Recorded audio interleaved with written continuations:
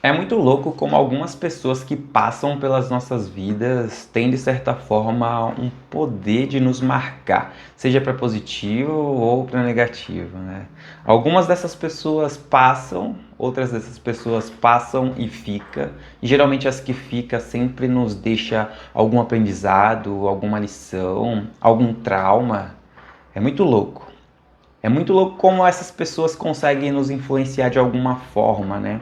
Se a gente convive muito tempo com uma pessoa, a gente vai adquirindo seus hábitos, maneira de falar, maneira de se comportar, adquirindo os hábitos bons e muitas das vezes adquirindo hábitos ruins. Muitas pessoas passam pelas nossas vidas e deixam algumas marcas, boas e ruins, como eu já mencionei no início.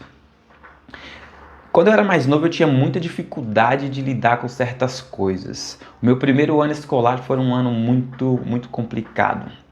Eu estava entendendo o mundo ali. Já naquela época tinha várias crianças que sabiam quem elas eram e de onde eram, sabe? Elas sabiam que tinha condições que outras crianças não tinham. E eu tinha muito problema com isso. Eu sempre fui uma pessoa que tive muita dificuldade financeira, passei por dificuldades na vida, assim como 90% da nossa população, né? 90% da população mundial, não digo nem só aqui no Brasil. Muitas pessoas passam por dificuldades. Existem pessoas pobres e existem pessoas em extrema pobreza, o que é muito triste. Quando você vê uma pessoa pobre que ainda consegue comer, que ainda consegue ter um emprego, consegue pagar as contas, e você vê uma pessoa em extrema pobreza, você consegue notar o abismo que existe nessas duas situações, ainda que ambas sejam situações ruins.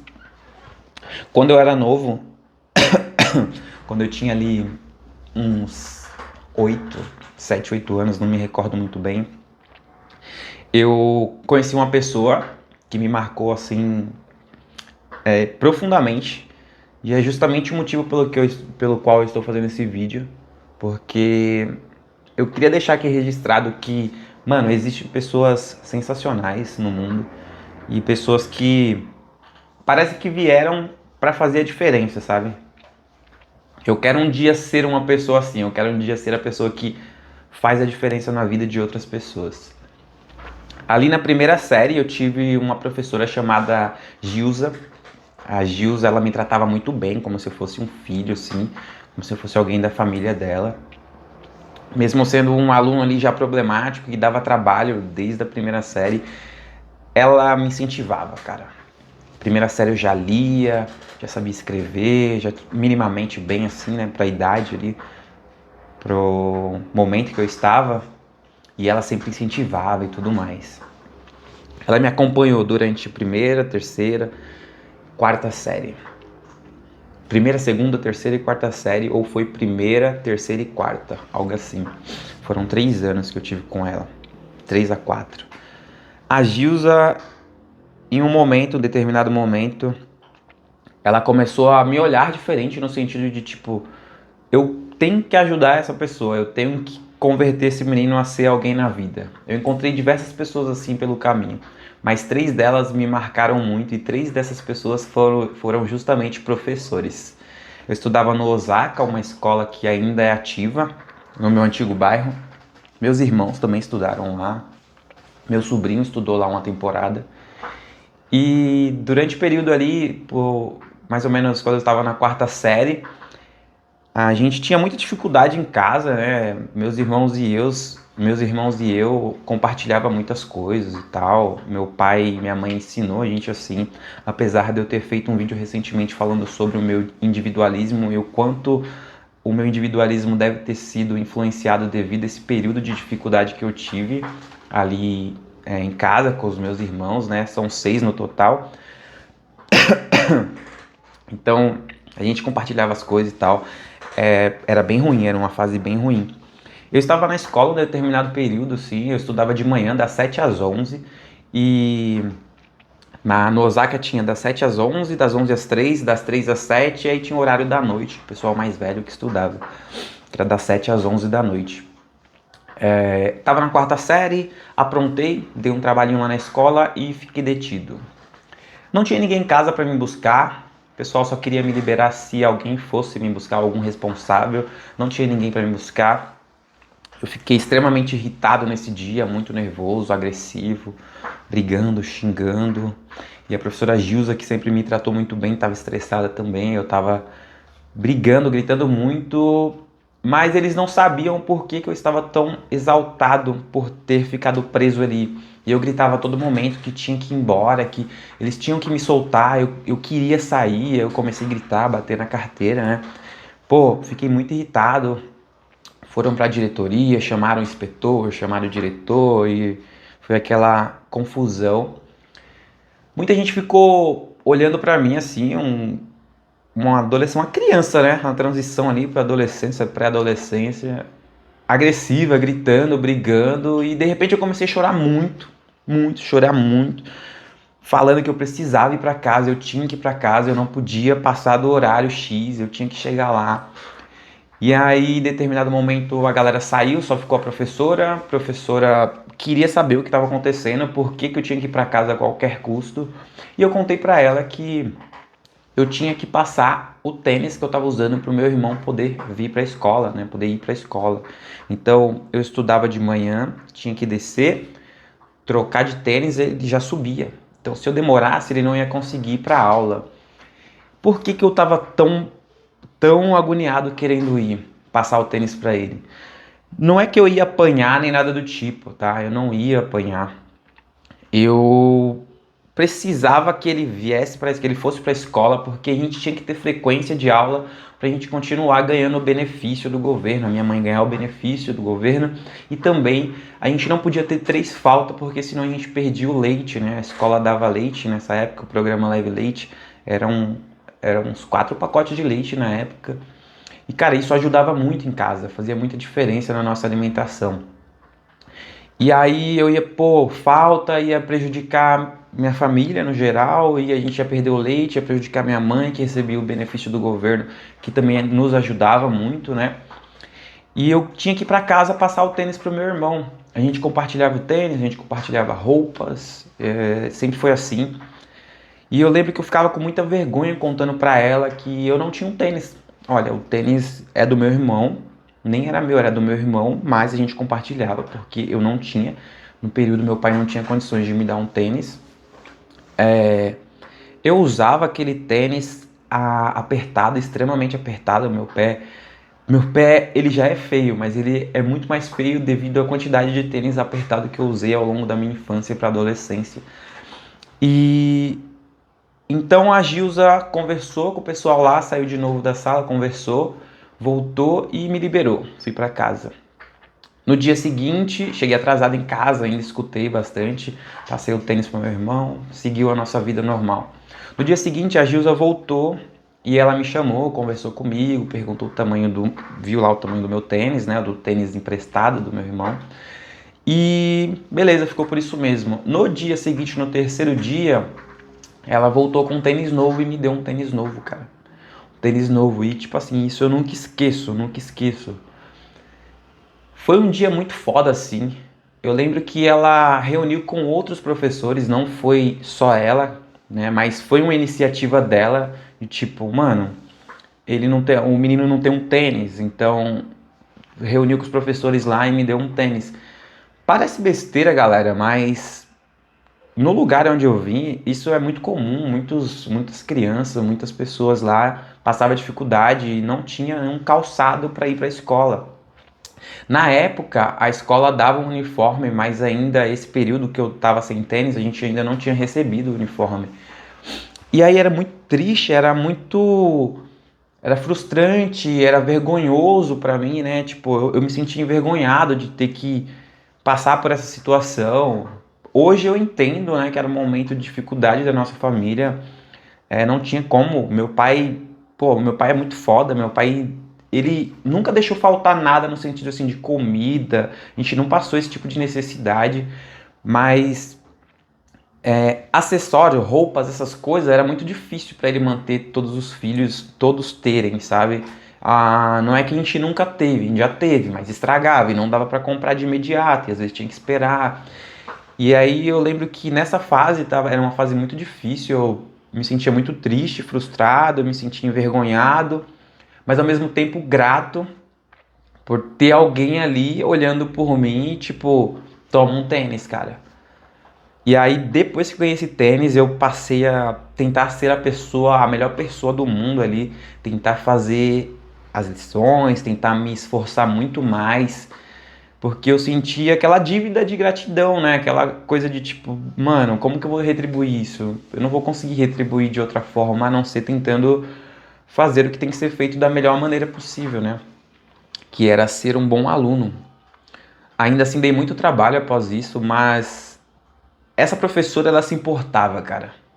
A professora Gilza, ela se importava. Anos depois, eu conheci um cara que morava do lado da casa da professora Gilza. Já sabia onde a Gilza morava, porque era um bairro abaixo ali do bairro onde eu morava, né? Eu tinha uma condição melhor e tal. E sempre que a gente se via, eu ficava com muita vergonha, mas, tipo, dava oi, boa tarde, era sempre educado com ela.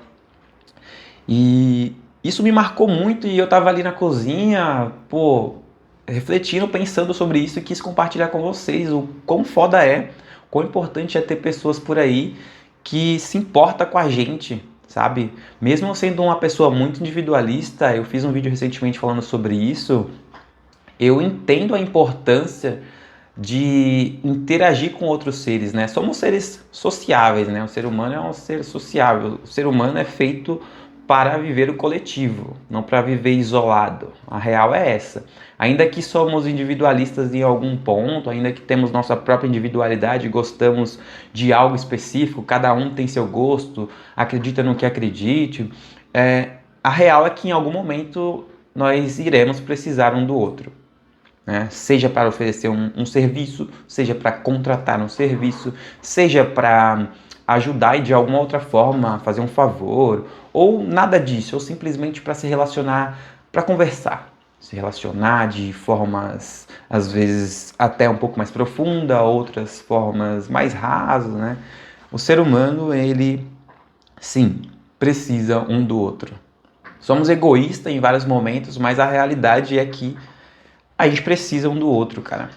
Mesmo não concordando diversas vezes com a ideia do outro, com a ideologia do outro, com o que o outro acredita, a gente foi feito para ser coletivo, para funcionar junto, sabe? E eu fiquei pensando muito sobre isso, sobre ter sido ajudado naquela época e o quanto isso influenciou na minha vida, sabe? Muitas coisas tiveram um poder muito positivo, influenciou de forma muito positiva na minha vida, outras negativas, mas as que mais ficam aqui guardadas são essas coisas. A professora Gilza me deu um tênis, a professora Gilza sempre olhou por mim, ela sempre olhava para mim em meio a todas aquelas outras crianças. Outra professora muito foda que apareceu na minha vida foi a professora Érida. A Érida, por alguns outros motivos, eu me identificava mais, assim, porque ela era negra também, era uma pessoa negra. E na maioria das escolas, eu estudei 8 anos no Osaka, né? Foi da primeira à oitava série, depois saí, fui para um outro colégio, não tinha nono ano nessa época. A maior parte das pessoas ainda, mesmo sendo na quebrada, parte em um bairro que já não é tão quebrada, a maior parte das pessoas da minha sala, dos alunos, colegas de classe, eram pessoas brancas ou pessoas pardas. Eram poucos negros que tinha. Tipo, eu tive essa sorte para alguns, né? Eu tive esse azar, a real é essa, de ser muitas vezes o único cara negro da sala. E às vezes eu sentia isso, sabe? E às vezes lá na primeira série eu já, tipo, senti um pouco do que era o racismo, mesmo as outras crianças replicando sem saber de fato o que era o racismo. Eu também não fazia ideia do que era racismo, mas só depois que eu cresci que eu entendi um pouco mais sobre. E já na primeira série, muitas crianças, infelizmente ainda replicavam o racismo. Mas eu não ligava muito porque eu não entendia muito bem. Então, eu sempre estive no meio de pessoas brancas, eu sendo o único negro, então isso também, de certa forma, gerou alguns bloqueios em mim. Eu, por muitas vezes, fui o cara que zoava primeiro para não ser zoado, fui o cara brincalhão, o cara que bagunçava, muitas vezes o cara agressivo. E tinha a professora Érida que me olhava. Essa professora ela me olhava também. Outra pessoa que sensacional na minha vida. E ela me olhava e pensava, eu não posso deixar esse cara, eu deduzindo o que ela pensava, eu não posso deixar esse menino se perder, porque ela via em mim ali um filho dela, sabe? Então ela sempre me ajudava a fazer as lições, me corrigia da melhor maneira possível, me dava uma atenção extra. Veja bem, os professores não têm obrigação nenhuma de te dar atenção extra. O ensino que nós temos, o método de ensino que nós temos é esse, infelizmente. Vai lá, passa na lousa, copia quem quiser, quem não quiser não copia, se fode aí. Mas ela não. Ela passava, ela ia lá, analisava, pedia para eu fazer de novo, revisa isso, faz desse jeito. Ela me cobrava. Quando eu não estava fazendo, por que você não está fazendo? Aconteceu alguma coisa? Perguntava como estava na minha casa, como estava a situação em casa e tudo mais. Eu encontrei essa pessoa no meio do caminho, assim, no meio da minha vida, assim, sensacional. Professora Érida, meu, fora da curva, assim. E eu lembro que ela me colocou de reforço porque eu tinha dificuldade em ler em público. Não que eu não soubesse ler, eu sabia ler muito bem, por sinal, porém eu tinha dificuldade, até hoje eu tenho um certo bloqueio em ler em público, porque era eu lá na frente lendo para toda a turma. Mesmo que aquela turma ali, muitos daqueles fossem meus amigos, eu não conseguia. Então eu gaguejava, eu lia a mesma linha 2, 3 vezes, e aí dava a entender que eu não soubesse ler, né? Como se eu não soubesse. E ela me colocou no reforço e chegou no reforço, era eu e ela, mais uns 2, 3 ali, de outra turma. E quando eu lia pra ela pedia pra eu lia, tipo, muito bem, assim, excepcionalmente bem. E ela achava aquilo sensacional e, pô, você tá no reforço, mas você sabe fazer as atividades. Eu escrevia minimamente bem, dentro daquilo que eu sabia que era o correto, né? Até descobri que também eu não manjo muito, não manjo porra nenhuma. Mas naquela época eu sabia fazer as coisas. Então eu tava ali fazendo as atividades e tal, ela me colocou no reforço porque ela queria que eu melhorasse, a real é essa. Ela me tirava às vezes de ambientes do grupinho dos meus amigos que causava, eu era um desses que causava. Mas eu percebia que eu bagunçava muito mais quando eu estava com a minha galera, e ela também percebia isso. Então, em alguns momentos, ela, ó, vai por aqui, fica aqui, forma dupla com essa pessoa, que eu nem. Entra no grupo de fulano de tal, que, mano, eu nem gostava das pessoas, nem interagia, mas ela só queria me deixar longe da galera que aprontava. A Érida foi sensacional, eu me identificava muito, eu ficava feliz em ter uma professora negra, né, uma professora pretona, eu falava, pô, mano, da hora. Tem pessoas pretas ali nesse patamar, né? Tipo, uma professora. Porque professora era muito bem vista no meu ponto de vista, até eu crescer mais e entender que ninguém valoriza professor. Professor é sempre. Cara, é muito triste isso, tá ligado? A gente valoriza muitas profissões e a profissão, no professor ali, o formador de profissões, a gente não valoriza muito. Tratei muito mal alguns professores também, hoje me arrependo, mas eu tive professores muito carrasco, muitos professores chatos também. E naquela época eu era adolescente, então talvez essa era só a minha visão dos professores, talvez eles nem fossem tão rígidos e tão carrascos, mas eu os via daquele jeito porque eu era adolescente rebelde, adolescente respondão, me arrependo hoje. E eu tive um terceiro professor, esse também sensacional, assim, uma pessoa que, caramba, velho, essas três pessoas ficam na minha mente porque eles fizeram coisas que eles não são obrigados a fazer, sabe? Eles não tinham obrigação nenhuma de fazer. O professor Luciano, professor de ciências, também no Osaka. O professor Luciano era o seguinte, cara jovem, bonitão, lembro que as meninas da sala sonhavam em namorar ele. Nossa, eram apaixonadas pelo professor Luciano. E ele passava a lição lá na lousa, passava atividade pra gente copiar. Eu lia, prestava atenção na explicação, mas eu não copiava. Eu não tinha dificuldade de querer fazer lição, assim. Eu não sentia muito interesse, sabe? A real é essa, eu não sentia interesse. Eu sempre fui esse cara que não sentia muito interesse. Não da maneira como era passada. Só que eu não sou especial, ninguém tem que mudar a maneira, mudar um método de ensino para que o bonitão aqui, o especial, pudesse fazer do jeito que ele quer. Eu entendo isso hoje, né? Mas naquela época eu não gosto assim e não quero fazer, não fazia. E o Luciano, ele passava, eu prestava atenção, eu sabia quando ele estava falando de determinados assuntos, o que era, eu sabia a resposta quando ele perguntava as paradas, mas eu não queria responder, eu não tinha vontade. Até que um certo dia ele viu alguns desenhos meus, sempre fui muito bom em desenhar, mas eu só desenhava besteira, mulher nua, coisas nada a ver. E aí ele viu assim, né, ali o meu portfólio de desenho, achou aquilo sensacional, você desenha super bem e tal. Já plantou a sementinha ali. E eu fiquei feliz de ter mostrado o desenho pro professor, e o professor ter elogiado. Geralmente os professores não via esse lado meu, sabe? Aí ele viu, no dia seguinte ele me chamou lá na frente para desenhar. Não, tava tendo uma lição sobre células. E aí ele perguntou pra mim, isso no dia que ele viu os desenhos. Perguntou o que é uma célula, tal. Aí eu não quis responder mesmo sabendo o que era uma célula. No dia seguinte, ele me chamou para desenhar uma célula. Ele perguntou se tinha alguém que sabia desenhar. Alguns amigos já sabiam que eu desenhava bem. Ah, o Ronildo desenha. Ronildo é o meu nome, para você que não sabe. Sônia é só um nome que eu adotei aí. Ronildo desenha bem, aí ficaram lá apontando e eu com vergonha do caramba e tal. É sério, o Ronildo desenha bem, pior que eu vi mesmo, ele tem muitos desenhos ali bacana. Me chamou lá na frente para desenhar uma célula. E eu desenhei a puta célula, a melhor célula da minha vida. No quadro, na lousa, todo mundo prestando atenção em mim e elogiando e tal. E eu achando aquilo sensacional. Eu me encontrei ali, achei meu momento. Mostrei o meu talento lá. Desenhei as células, fiz o núcleo, fiz as outras partes, escrevi o que era o que. E aí, cara, aquilo foi um momento assim que me deu um start, né? O Luciano, ele me deu espaço para mostrar algo que eu gostava de fazer lá na lousa, todo mundo prestou atenção em mim. E nesse dia, quando eu voltei para a carteira, eu já comecei a copiar o texto que ele estava escrevendo ali do lado da célula, né? Explicando o que era uma célula e tal, e suas funções. E aí eu fiz o texto, fiz toda a atividade, e toda vez que precisava de algum desenho, eu ia lá e desenhava. Desenho um animal tal, aí eu ia lá e desenhava.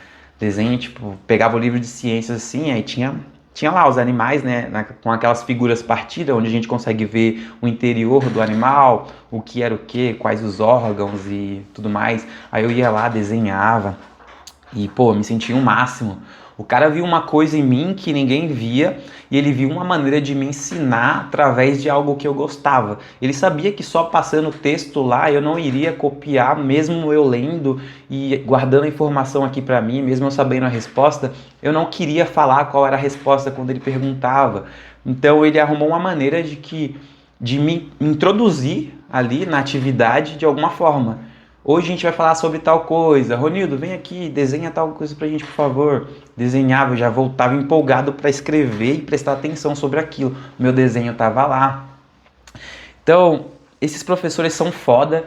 E quando eu falo que isso marca a gente, de certa forma, me marcou e eu tô levando pra minha vida. Hoje eu sou professor de Muay Thai. Já tô no Muay Thai desde 2013 e sou atleta profissional também. Eu vivo isso, eu vivo esse esporte, ganho uma vida com isso. A minha maior renda é através das minhas aulas, dou aulas particulares. E nas aulas coletivas, em academias comercial, tem todo tipo de aluno. Tem aluno que aprende só olhando, tem aluno que tem um pouquinho mais de dificuldade, eu preciso mostrar mais. Tem aluno tímido, tem aluno que é introvertido demais, tem aluno que gosta de bagunçar e de fazer barulho. E eu consigo lidar com todos esses públicos e eu consigo passar o mesmo Muay Thai para todos esses públicos, porém eu tenho aquele feeling de passar de forma diferente para aquela pessoa que eu sei que tem capacidade de aprender, que eu sei que ela sabe, mas ela tem dificuldade de se expressar ou de fazer com base naquilo que eu estou mostrando. Então eu tenho que ir por outro caminho.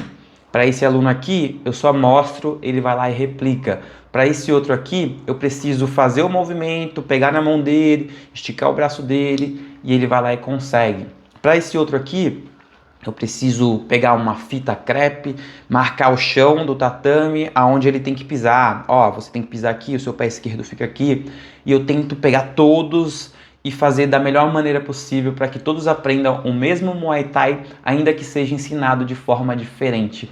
Sim, eu tenho esse cuidado e eu percebi que eu só tenho esse cuidado porque eu conheci pessoas na minha vida, essas 3 pessoas sensacionais que olharam para mim, olharam para mim ali em meio a vários outros alunos e viu que eu poderia aprender se eu fosse ensinado da forma correta, uma forma diferente do que é imposto pra gente nas escolas, sabe?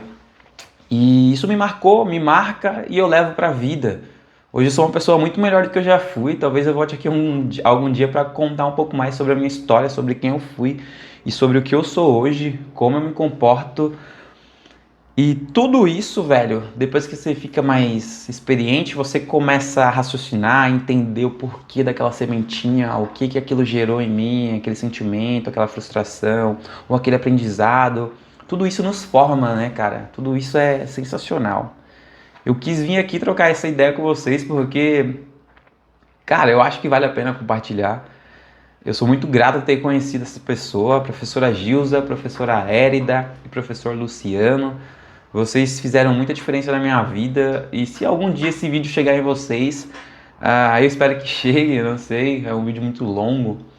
Eu quero que vocês saibam que eu sou muito grato. Talvez eu não tenha agradecido de maneira correta lá na adolescência, mas hoje, revendo tudo isso, eu me sinto uma pessoa muito boa graças a vocês. Eu sou o que sou também graças a vocês, tá? Hoje eu tô no meio do esporte, o esporte também me moldou muito como pessoa.